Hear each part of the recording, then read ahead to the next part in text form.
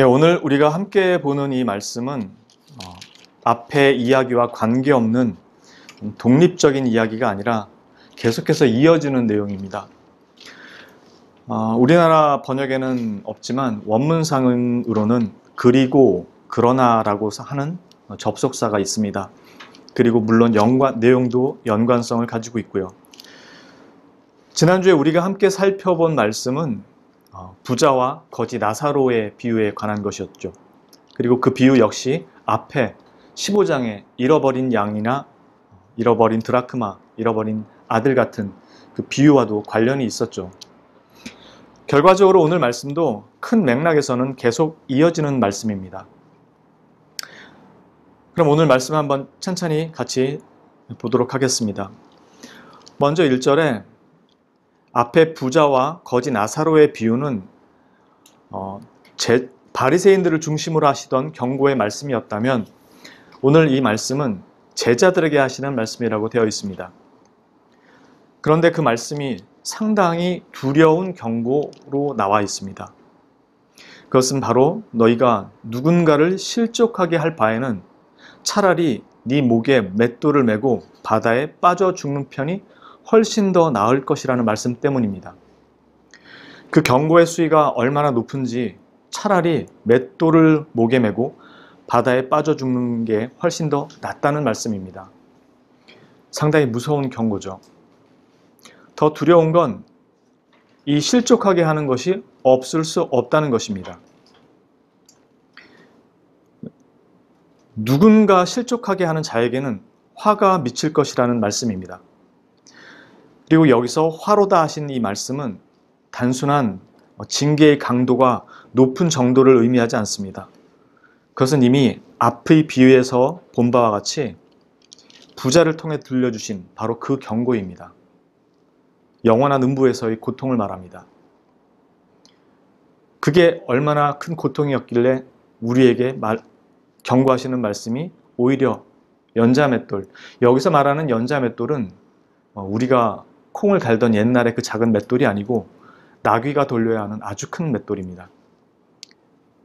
그 맷돌을 목에 메고 차라리 바다에 빠져 죽는 게 너에게 훨씬 더 나을 것이다 라는 경고입니다.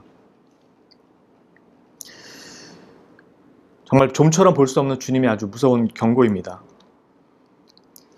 그리고 주님은 여기서 실족하는, 즉 실족하게 하는 대상이 누군가라고 했을 때 이 작은 자 중에 하나라고 말씀합니다. 이 작은 자는 누구를 말하는가? 주님은 그냥 작은 자라고 하지 않고 이 작은 자라고 표현을 하십니다. 그것은 곧 이미 이 대상에 대해서 언급했다는 뜻이겠죠. 이 말씀이 이미 앞의 이야기에서 계속 이어져 오고 있음을 말씀드렸죠.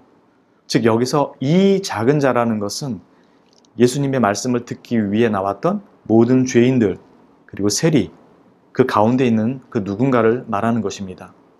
달리 말하면 잃어버린 양, 잃어버린 드라크마, 잃어버린 아들, 그리고 불의한 청직이나 거지 나사로와 같은 그런 사람들 중에 한 사람을 이야기하는 것입니다. 주님은 이들 중에 누군가를 실족하게 하는 그 사람에게는 화가 있게 될 것임을 분명하게 경고하십니다. 그렇다면 이 사람들이 실족하게 하게 한다는 의미는 어떤 의미일까? 여기서 실족이라고 하는 단어는 영어에서 우리가 알고 있는 스캔들이라는 단어 있죠. 그 단어의 어원이 되는 단어입니다. 우리는 스캔들을 보통 연예인이나 정치인들의 어떤 이슈가 되는 그 사건으로 보통 이해하지만 원어의 의미는 걸림돌이 된다라는 것입니다. 또는 덫을 놓다라는, 올가미를 놓다는 뜻입니다. 연예인이나 정치인의 생명에 치명적인 문제를 일으키는, 야기하는 사건들을 말합니다. 이런 사건이 한번 생기면 연예인으로서나 정치인으로서나 어떤 공적 위치에 있는 사람들에게는 그 일이 아주 치명적인 일이 되는 경우가 있죠. 그걸 스캔들이라고 보통 부르죠. 여기에 나와 있는 실족이라는 단어 자체도 스칸달론이라는 그 헬라어인데 덫을 놓다는, 올가미를 놓다는 그런 의미로 사용되는 단어입니다. 이것을 영어 번역에서는 이 부분을 죄를 짓다는 의미로 번역하고 있습니다. 다시 말해서 이 작은 자들로 하여금 죄를 짓게 만드는 것을 말합니다. 말 그대로 덫을 놓거나 죄를 짓도록 해서 파멸의 자리에 들어가도록 이끄는 것을 말합니다. 의도적인 것이죠. 우리가 보편적으로 시험에 든다는 표현도 보통 쓰지만 여기서 말하는 이 실족한다라는 것은 단순히 시험에 든다는 의미가 아니라 아예 의도적으로 올감이나 덫을 놓아 죄를 짓는 자리에 보내서 믿음에서 파선하게 만드는, 그래서 그리스도를 떠나도록 만드는 것을 말합니다. 아주 심각한 죄죠. 그런데 이 실족한다는 단어가 예수님에게도 쓰입니다. 마태복음 15장 12절부터 14절에 보면 이에 제자들이 나와 이르되 바리새인들이 이 말씀을 듣고 걸림이 된 줄 아시나이까. 이 걸림이라는 단어가 같은 단어입니다. 예수께서 대답하여 이르시되 심은 것마다 내 하늘 아버지께서 심으시지 않은 것은 뽑힐 것이니 그냥 두라. 그들은 맹인이 되어 맹인을 인도하는 자로다. 만일 맹인이 맹인을 인도하면 둘이 다 구덩이에 빠지리라 하시니. 예수님이 지금 걸림돌이 된다고 합니다. 누구냐면 바리새인들에게요. 로마서 9장 30절부터 33절에는 그런즉 우리가 무슨 말을 하리요? 의를 따르지 아니한 이방인들이 의를 얻었으니 곧 믿음에서 난 의요 의의 법을 따라간 이스라엘은 율법에 이르지 못하였으니 어찌 그러하냐? 이는 그들이 믿음을 의지하지 않고 행위를 의지함이라. 부딪힐 돌에 부딪혔느니라. 기록된 바 보라 내가 걸림돌과 거치는 바위를 시온에 두노니 그를 믿는 자는 부끄러움을 당하지 아니하리라 함과 같으리라. 여기서도 율법을 따르는 유대인들에게 예수님이 오히려 걸림돌이 될 수 있음을 말씀합니다. 그렇다면 예수님이 이 사람들을 지옥으로 가게 한 장본인이었는가? 물론 아니죠. 예수님이 이들에게 걸림돌이 되었다는 것은 바꿔 말하면 오히려 이들이 예수 그리스도의 복음에 걸림돌이 되는 존재였다는 뜻이죠. 바리새인들이. 한마디로 말해서 지금 예수님이 제자들에게 하시는 오늘 이 말씀의 요지는 바리새인들의 가르침, 그들이 전하는 것들, 그리고 그들이 가르치는 것들이 오히려 이 작은 자들을 실족하게 하고 있다는 것입니다. 왜냐하면 이들은 이미 율법으로 이 작은 자들을 정죄하고 있기 때문이죠. 앞에서 말씀드린 것처럼 이 작은 자들은 모든 죄인들과 세리들이며 잃어버린 양과 그리고 잃어버린 아들과 같은 그런 거지 나사로와 같은 자들이었기에 바리새인들로부터 언제나 정죄의 대상이 될 수밖에 없었고 하나님의 말씀이라며 율법으로 그들을 정죄하는 그리고 그것을 정당화하고 있는 사람들이 바로 바리새인들이었습니다. 한마디로 잘못된 율법 해석과 그들의 자기 의로 인해서 이 작은 자들에게 덫을 놓으며 멸망의 자리로 보내고 있는 셈인 거죠. 그래서 그들과는 어울려 이 죄인이라고 정죄한 그 사람들과는 이 바리새인들은 어울리려고도 하지 않았고 그들을 멀리할 뿐만 아니라 죄인으로 낙인을 찍어버려서 아예 교회 공동체 밖으로 내몰아버린 것입니다. 그래서 주님은 제자들에게 말씀하시기를 실족하게 하는 일이 없을 수는 없지만 있다라는 말씀입니다. 너희는 절대 그렇게 하지 말라는 것입니다. 실족하게 하는 자들이 맞을 그 화는 매우 두려운 것이었기 때문이죠. 그래서 차라리 그렇게 하는 자는 맷돌을 메고 바다에 빠져 죽는 것이 훨씬 더 나을 것이다 라고 강하게 경고하신 것입니다. 3절에 예수님은 말씀하시기를 그러므로 너희는 스스로 조심하라고 말씀합니다. 여기서 조심하라는 말씀은 앞에 있는 말씀과도 연관이 되어 있고 뒤에 있는 말씀과도 연관이 되어 있습니다. 3절에 예수님께서 제자들에게 조심하라고 말씀하시면서 그들이 실족하지 않도록 어떻게 해야 하는지도 같이 말씀합니다. 즉 바리새인들이 행한 바와 같이 연약한 자들을 정죄하고 교회 밖으로 내모르는 것처럼 너희들이 율법을 가지고 그렇게 사용한 것처럼 사용해서 실족하게 하지 말고 그래서 너희가 조심하라고 말씀하시면서 또한 그들이 어떻게 실족되는가 너희들이 어떻게 함으로 그들을 실족하게 않을 수 있게 하는가에 대한 말씀도 같이 하십니다.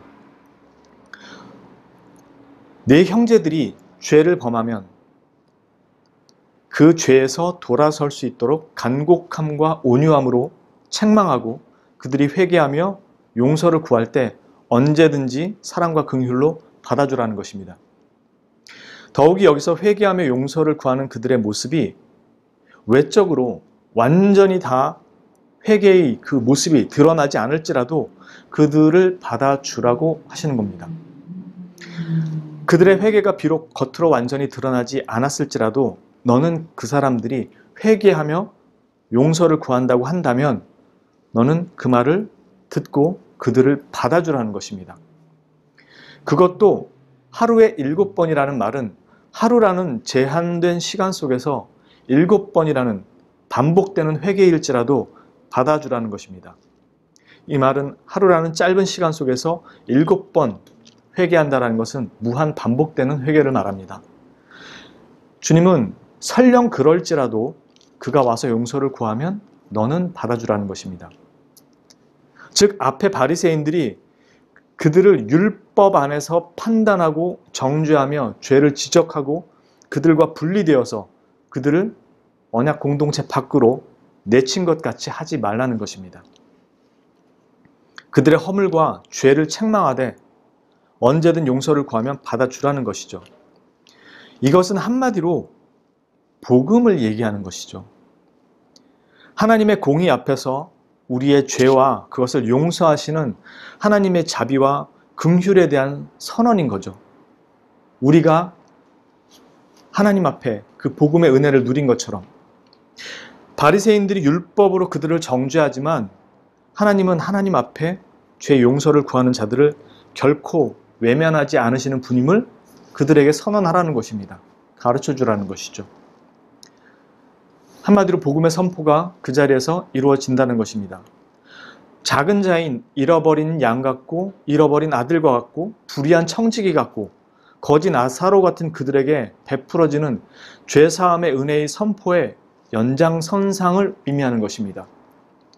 율법이 아닌 복음에서 드러나는 하나님의 은혜와 의를 선포함으로 그들을 실족이 아닌 은혜와 구원의 자리로 인도하라는 것이죠. 바리새인들은 그 반대의 일을 벌이고 있었고요. 그러자 제자들이 예수님에게 그들의 믿음을 더해달라고 요청합니다. 아마도 제자들은 작은 자들을 실족하게 하지 않도록 하는 것과 또 그들의 죄를 책망하고 용서하는 모든 일이 쉬워 보이지 않다고 느꼈던 것 같습니다. 그래서 이런 일을 하기 위해서는 주님이 주시는 특별한 더 큰 믿음이 있어야 한다고 생각했던 것으로 보입니다. 그런데 누가는 그 요청을 한 사람들이, 그 제자들이 다름 아닌 사도였다고 밝히고 있습니다. 1절의 시작은 예수님이 제자들에게 이르시되는데 5절에서 믿음을 더하여 주소서라고 요청하는 사람들은 다른 사람도 아닌 사도들입니다. 그런데 주님의 대답은 의외입니다. 즉, 이 일을 너무 어려운 일이니 주님, 우리에게 믿음을 더 크게 해주십시오 라는 요청이 적절한 요구였다면 주님은 그에 합당한 대답이나 조치를 취해 주셨을 것입니다. 그런데 주님의 대답은 전혀 그것과는 달라 보이죠. 주님의 대답은 겨자씨 한 알 같은 그 작은 믿음이 너희에게 있었다면 너희는 불가능해 보이는 일도 명령 내렸을 것이고 그 일은 실제로 이루어졌을 것이라는 것입니다. 즉 주님의 대답은 겨자씨 한 알 같은 작은 믿음이 얼마나 큰 일을 이루어낼 수 있는지를 비유로 보여주십니다. 지금 주님이 이렇게 제자들에게 말씀하셨다는 것은 그들이 이 문제를 처음부터 잘못 이해하고 있다는 것을 말해주는 것입니다. 사도들이 말이죠. 그들은 이것이 믿음의 크기에 관한 것이라 여기고 그 더 큰 믿음을 주님 앞에 구하지만 주님의 대답은 이것은 믿음의 크기의 문제가 아니라 믿음의 본질에 관한 문제라고 가르쳐 주시는 것입니다. 즉 믿음의 대상이신 하나님에 대한 신뢰이지 너희가 가지고 있는 믿음의 크기에 따라서 일을 할 수 있는 분량이 달라지는 것이 아니라는 것입니다. 큰 일을 하기 위해서 큰 믿음을 가지고 좀 작은 일은 작은 믿음으로도 해결되는 것과 같은 그런 문제가 아니라는 것입니다.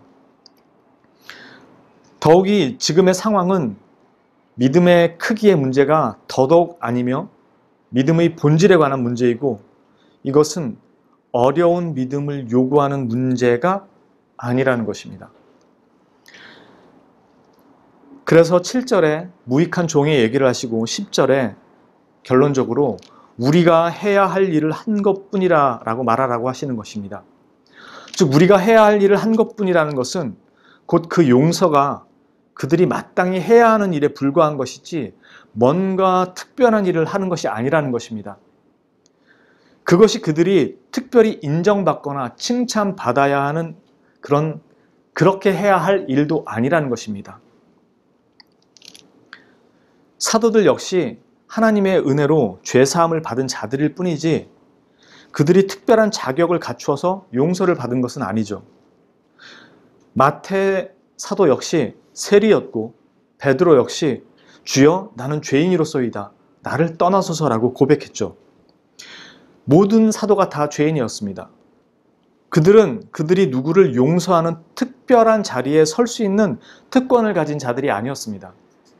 그런데 사도들은 그 일이 누군가를 용서하고 하는 일들이 마치 특별한 일이라도 되는 양 그 일을 하기 위해서는 주님의 특별한 능력이 필요한 것처럼 믿음을 더해주기를 구했던 것입니다. 그래서 무익한 종의 이야기를 하면서 너희는 마땅히 해야 할 것을 한 것으로 여기라고 말씀합니다. 용서는 뭔가 특별한 능력을 부여받아서 해야 하는 문제가 아니라 너희가 하나님께 그렇게 받았기에 너희 역시 그들을 용서하라는 것이죠. 그건 당연히 너희가 해야 하는 일이라는 것입니다. 그것을 행했다고 뭔가를 더 받거나 얻어내는 것이 아니라는 말씀입니다. 그런데 지금 믿음을 더해달라고 말하는 것은 다른 사람도 아닌 바로 이 사도들입니다. 자신들이 이 역할을 특별하게 감당이라도 하는 자들인 것 마냥 능력을 더해달라고 지금 말한 것입니다. 만일 이것이 정말로 정당하고 필요했고 바람직한 믿음의 요구였다면 주님이 그 자리에서 그걸 들어주셨을 것입니다. 옳은 것을 구했을 것이기 때문이죠. 그러나 주님은 이것은 정당한 요구도 아니고 올바른 믿음의 요구도 아니었기 때문에 주님이 책망의 어조로 다른 사람도 아닌 사도들에게 너희들이 용서하는 것이 마땅히 해야 할 일에 불과할 뿐이라고 말씀합니다. 이제 제 오늘 말씀을 17장 1절부터 다시 한번 정리해서 말씀드려 보겠습니다. 예수님은 제자들에게 실족하게 하지 않도록 조심하라고 하시죠. 누가 실족하지 않게요? 15장 1절에 나왔던 모든 세리와 모든 죄인과 세리들입니다. 그들은 죄인들이라고 말씀하고 있습니다.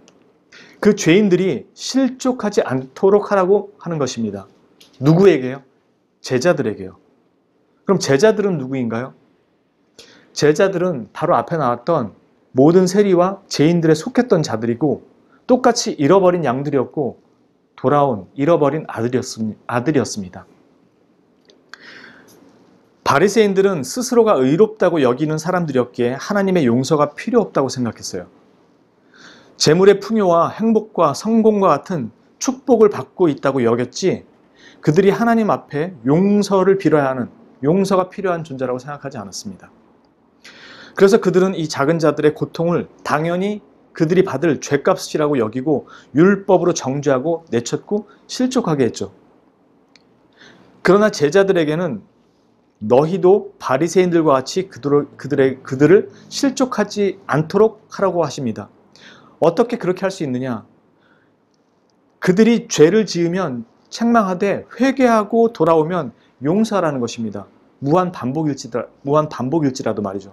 왜냐하면 너희가 그렇게 하나님 앞에 용서함을 받았다라는 것입니다.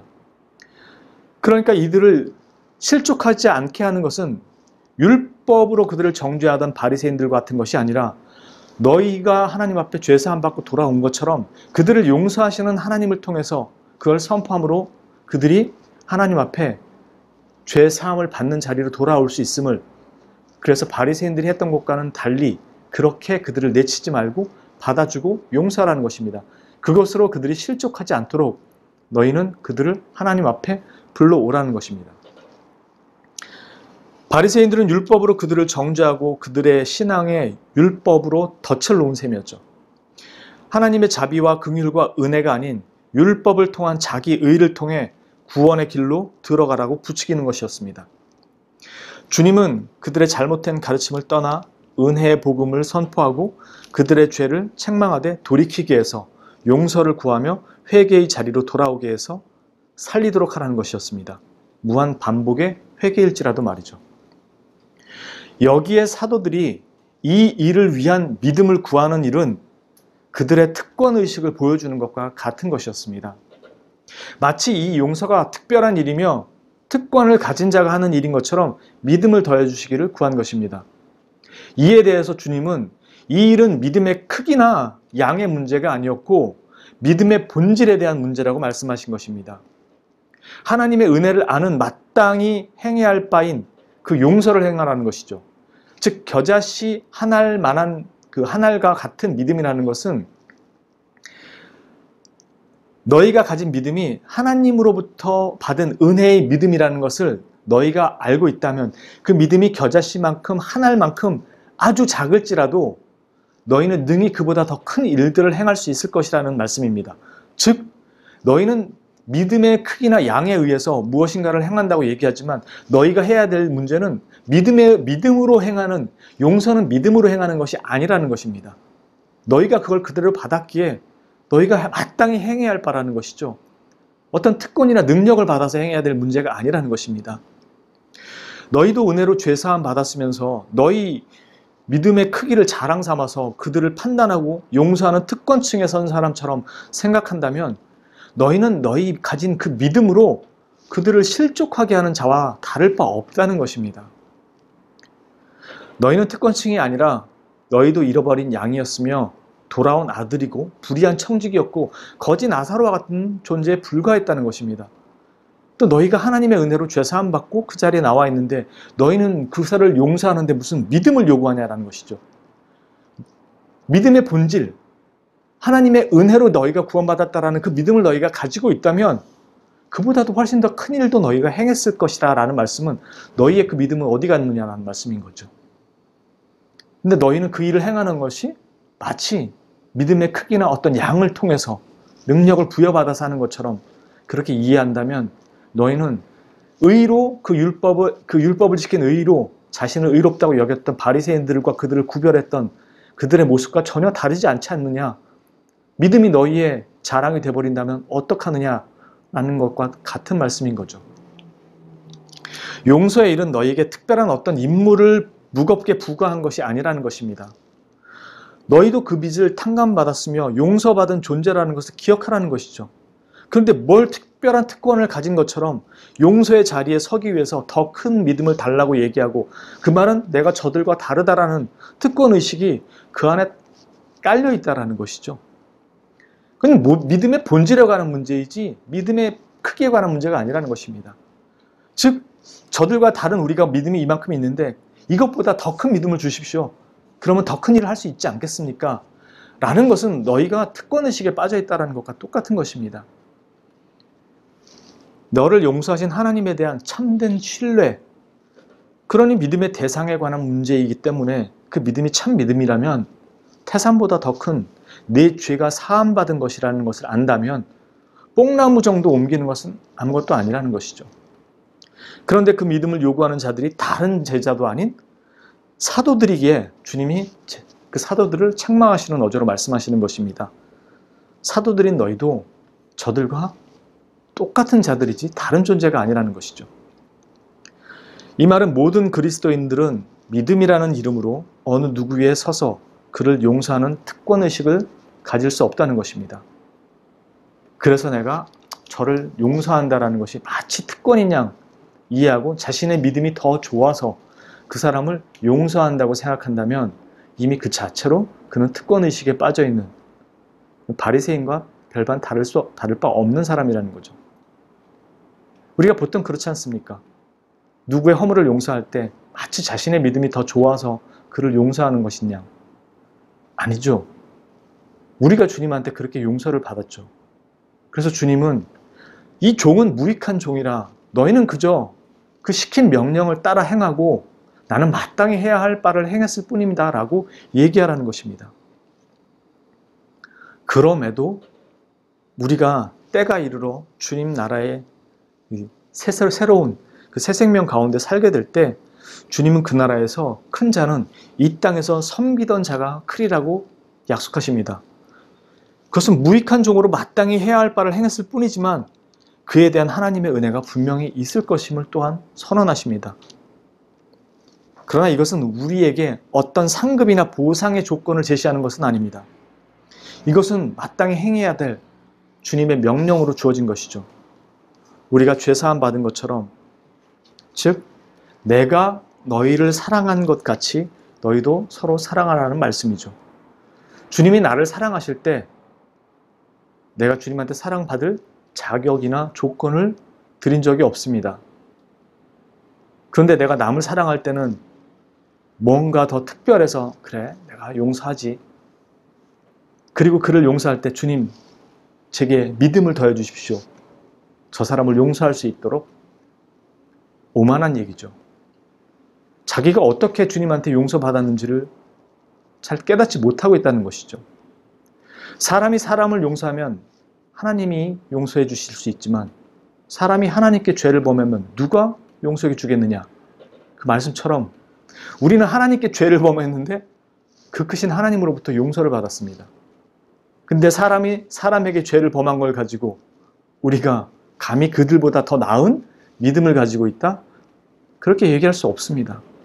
오늘 주님이 하시는 말씀이 그겁니다. 너희가 참된 겨자씨 한 알 같은 이 믿음은 너무나 콩알 만한 믿음이지만 그 작은 믿음이 참된 믿음이라면 너는 그보다 더 놀라운 일을 할 것이고 응당 해낼 수 있으리라. 우리가 하나님께 그 특권을 받았고 은혜를 받았다면 그리고 그것을 아는 자라면 남들에게 믿음이라는 이름으로 남들 위에 선 것처럼 그렇게 네가 행할 수 없다는 것입니다. 그래서 율법뿐만이 아니라 믿음의 의로도 그 사람을 정죄하거나 판단해서 그 사람을 믿음의 공동체 안에서 도외시키거나 혹은 말 그대로 덫을 놓아 실족하게 하는 그런 일을 할 수 없을 것이라는 것입니다. 주님이 우리를 사랑한 것은 사랑을 받을 만한 사람들이어서가 아니었죠. 주의 은혜와 자비를 구하며 회개의 자리로 나온 모든 자들에게 베푼 하나님의 사랑이고 은혜고 긍휼이고 자비로 말미암은 것이었죠. 마치 마태복음 18장 21절 이하에 나오는 종처럼 말이죠. 그러나 그 종은 수많은 빚을 탕감받았으면서도 자신에게 빚진 자를 탕감해주지 않았죠. 이 비유 잘 아실 겁니다. 자신은 그 주인에게 엄청나게 큰 빚을 탕감받았으면서도 자신에게 작은 빚을 지었던 사람을 탕감해주지 않았죠. 우리에게 그런 자가 되지 말라는 말씀입니다. 복음을 받았고 복음으로 인해 용서와 구원을 받고 은혜를 누린 너는 그 받은 은혜를 따라 그 명령을 이행하라는 것이죠. 용서는 믿음을 가진 자의 특권이 아닙니다. 특별한 믿음의 권세를 얻어서 마치 능력의 권세를 시전하는 사람인 양 그 용서를 권세로 행하는 것이 아닙니다. 그 역시 하나님께 그 죄 사함의 은혜를 받았을 뿐이죠. 그것을 특별한 믿음을 가진 것인 양 착각해서도 안 되고 또 그런 것으로 용서의 특권을 가진 자처럼 여겨서도 안 되고 행동해서도 안 됩니다. 내가 주께 그렇게 은혜를 받았기에 주께서 명하신 대로 그대로 행할 뿐입니다. 형제를 실족시키지 않으며 그를 하나님께로 인도하는 것은 하나님의 사랑이지 교리나 지식이 아닙니다. 하나님은 나를 교리로 인도하신 것이 아니라 사랑으로 인도하셨습니다. 용서는 특권이 아닌 받은 자에게 주어진 명령과 같습니다. 받은 자가 행해야 할 주님의 명령입니다. 받은 은혜를 다시 흘려보내는 명령입니다. 은혜를 누린 자가 아는 은혜이며 사랑이죠. 이것을 죄가 만연한 세상 가운데서 행하며 사는 것은 결코 쉽지 않습니다. 그럼에도 우리는 하나님께 그 은혜를 받았고 그 은혜를 실행하라는 그 명령 또한 같이 받았습니다. 우리 역시 그 죄인의 자리였지만 은혜 가운데 불러셔서 회복시키시고 소생시킨 이 무익한 자를 살리셔서 이제는 주의 그 일에 용서하며 복음을 전하고 하나님의 은혜 가운데로 그들을 인도하는 그 주의 일에 동참하는 자로 부르심 받았음을 기억하시고 그 은혜와 긍휼을 전파하는 자로 살아가실 수 있기를 주님의 이름으로 축원합니다. 기도합니다.